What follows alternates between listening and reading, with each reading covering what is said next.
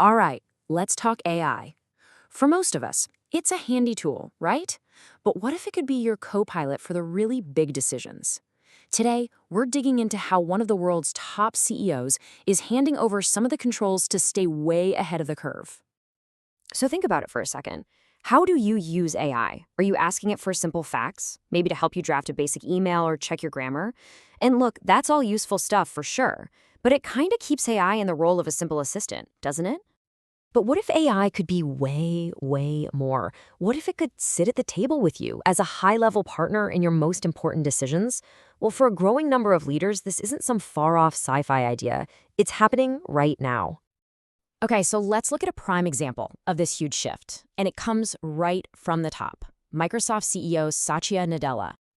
See, Satya Nadella isn't just out there talking about the power of AI. He's actually living it, weaving it directly into his daily workflow.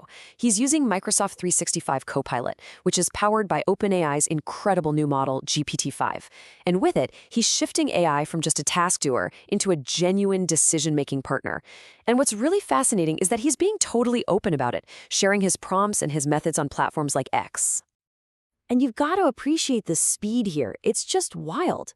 GPT-5 launches in August 2025. Microsoft, boom, immediately puts it into their key platforms. By September, just weeks later, Nadella's already showing everyone this brand new way of working. This is a revolution happening in the blink of an eye. So the big question is, how exactly is he doing it? Let's break down the 5 specific prompts Nadella is using to completely redefine his own productivity. So he boils his whole strategy down to these 5 core prompts.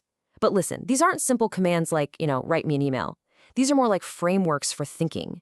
It's a completely new way to collaborate with AI on high-stakes strategic work. The first 2 prompts are all about tackling a universal headache, meetings. The first one is about synthesis.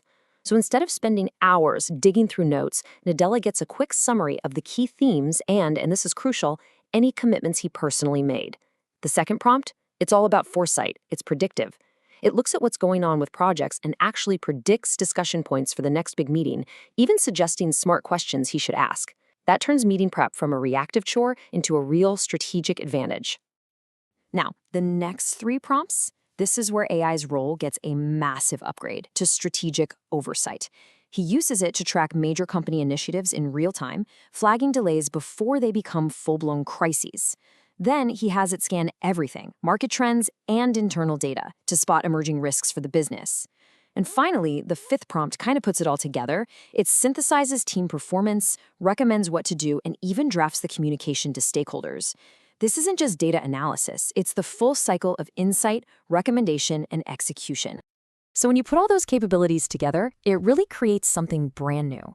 There's a concept that perfectly captures this evolution, and people are starting to call it the digital chief of staff. And here's why that term is so perfect. A digital chief of staff isn't just an assistant that fetches information for you. No way. It's an active partner that's giving you strategic briefings, predicting what's coming next, and helping you keep an eye on everything. It's a genuine force multiplier for a leader's focus and attention. And hey, this isn't just our take on it. This idea is already gaining a lot of traction. As the tech observer Avinash Roy pointed out on X, this is exactly what Nadella's approach does. It's turning AI into a true digital chief of staff. But as you can imagine, with this much power and this much insight comes a whole new set of questions and responsibilities.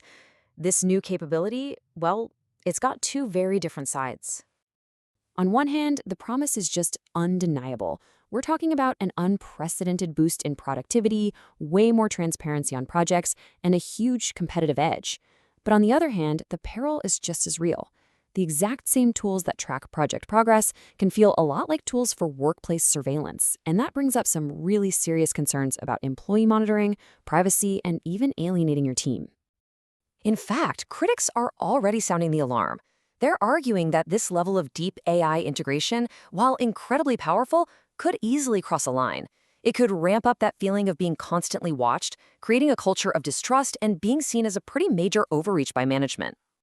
So, learning how to navigate that promise and peril, that's really the challenge ahead. What Nadella has shown us isn't just some personal productivity hack. It's a blueprint for the future of leadership itself. So here's the key takeaway from all of this. We are moving so fast into an era where deep strategic interaction with AI is no longer going to be a novelty. For leaders, it's becoming a fundamental skill, an absolute necessity for making smart decisions and staying competitive in any field.